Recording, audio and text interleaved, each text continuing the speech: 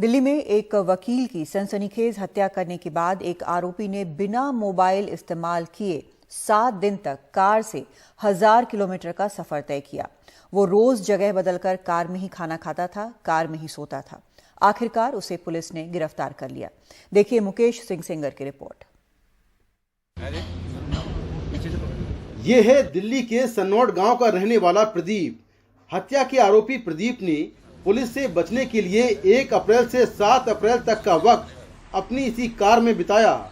इस दौरान उसने इसी कार से हरियाणा, दिल्ली और यूपी में करीब 1000 किलोमीटर का सफर तय किया। वो रोज नई जगह इसी गाड़ी में सोता और इसी में खाना खाता।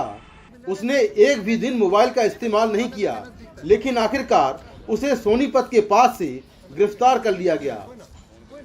ये लोग इतने शातिर थे कि इन्होंने अपने मोबाइल वगैरह सब बंद कर दिए और किसी भी इलेक्ट्रॉनिक गैजेट से इन्होंने किसी से संपर्क नहीं किया और फाइनली इसको कल पकड़ पाए।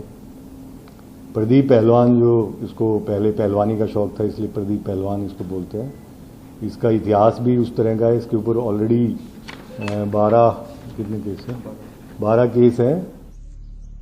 प्रदीप और उसके साथी नरेश ने 1 अप्रैल को इसी कार में सवार एक वकील वीरेंद्र नरवाल की द्वारका इलाके में 3 गोलियां मारकर हत्या कर दी थी। हत्या के बाद बाइक पर सवार दोनों आरोपी फरार हो गए थे। पुलिस के मुताबिक दोनों आरोपी वीरेंद्र के परिवार से हैं और दिल्ली के सन्नौड गांव के रहने वाले हैं। वीरेंद्र और प्रदीप की 36 साल पुरानी दुश्मनी है। 1987 में वकील वीरेंद्र के दादा ने आरोपी प्रदीप के चाचा की हत्या कर दी थी। इसके बाद प्रदीप की जमीन के मुआवजे का जो पैसा आया उसमें वीरेंद्र ने कानूनी अड़चन डाल दी, जिससे पेशे से पहलवान प्रदीप की माली हालत खराब होती चली गई। इसके बाद 2017 में प्रदीप ने वीरेंद्र पर हमला किया।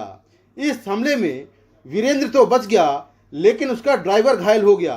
इस हमले के बाद वीरेंद्र को पुलिस सुरक्षा मिली, जो कोरोना के समय वापस ले ली गई।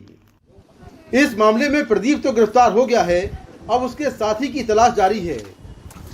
नरेश है इसके रिश्ते में ही लगता है जिसका नाम आ रहा है। उसके पीछे भी हमारी टीम्स लगी हुई है। इसका अभी तक जो पूछताछ में इसने बताया है वो ये है कि घटना के बाद करीब 1-1.5 दिन ये लोग साथ में रहे। उसके बाद इसने एक पर्टिकुलर बस स्टॉप पे उसको ड्रॉप कर दिया और उसके बाद से जैसा कि बताया भी कि किसी भी तरह के गैजेट को ये लोग इस्तेमाल नहीं कर रहे। तो उस पर भी अलग से टीम काम कर रही है उसको ट्रेस करने के लिए।